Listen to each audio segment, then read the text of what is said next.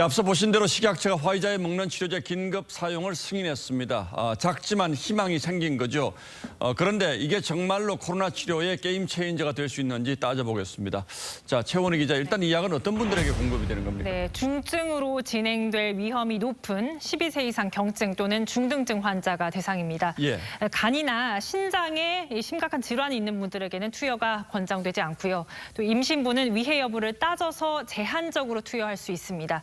그리고 투약 기간 동안 수유도 중단해야 합니다.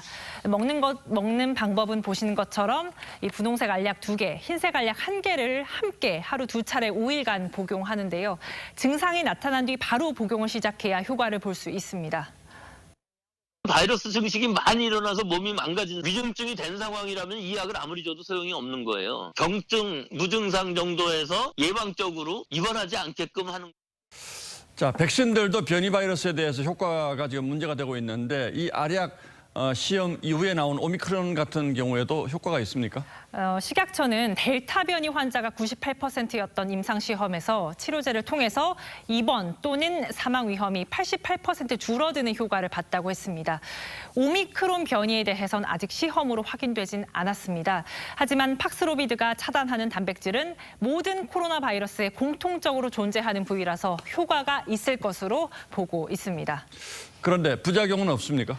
부작용은 미각 이상, 그리고 설사, 구역질 등이라고 합니다. 대부분 경미한 증상인 것으로 알려졌는데요. 하지만 같이 먹으면 안 되는 약물들이 있습니다. 부정맥, 고지혈증, 통풍 등에 사용되는 약물은 팍스로비드 효과를 줄일 우려가 있기 때문에 팍스로비드를 복용할 때는 해당 약 복용을 중단해야 합니다. 또 HIV 환자의 경우 복용하는 약 성분이 팍스로비드와 겹친다면 내성 발생 위험성이 있고요. 미국 NBC 방송은 혈액 희석제나 일부 항우울제 등과 함께 복용하면 심각한 부작용이 나타날 수 있다고 보도했습니다. 식약처가 발표하는 이 병용 금기 약물 목록을 복용 전에 반드시 확인하셔야 합니다. 이건 화이자에서 개발한 알약이고 네. 머크사에서도 먹는 치료제를 개발했잖아요. 이 네. 약은 아직 승인이 나지 않았습니까? 식약처는 효과에 대해서 추가적인 확인이 필요하다고 했습니다. 승인 신청 접수만 보면 몰누피라비르가 팍스로비드보다 한 달이나 더 빨랐습니다. 예. 하지만 투약 효과는 차이가 나고 있습니다. 머크사는 지난 10월 임상시험 중간 발표에선 중증 위험을 50% 낮춰준다고 했는데 지난달 최종 결과에서는 30%라고 한 겁니다. 이후 5만 명분의 선구매 계약을 했던 프랑스가 몰누피라비르 계약을 취소하는 등 효과에 의문이 제기된 그런 상태입니다.